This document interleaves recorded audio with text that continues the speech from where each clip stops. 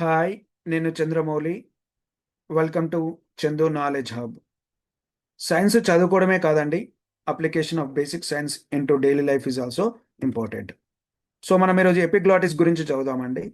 Epiglottis ఎప్పుడైతే మనం food తీసుకుంటామో, ఇది ఎపిగ్లాటిస్ అనేది flop వాల్వ్యులెట్ structure.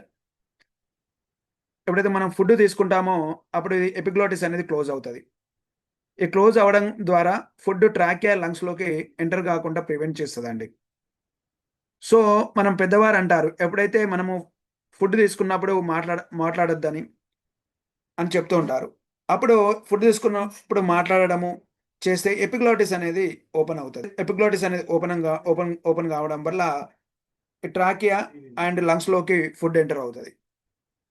So, depend upon the piece అండి. లార్జ్ పీస్ ఎంటర్ అయిందనుకోండి, విండ్ పైపు బ్లాక్ అయ్యే అవకాశాలుంటాయి. కొన్ని సందర్భంలో సీరియస్ అయ్యే అవకాశాలు గూడా ఉంటాయి. సో, మనం చదువుకోవడమే కాదండి. Application basic science into daily life is also important అండి. సో, ఈ వీడియో మీకు నచ్చినట్టయితే లైక్, షేర్, సబ్స్క్రైబ్ చేయండి. Thank you. All the best.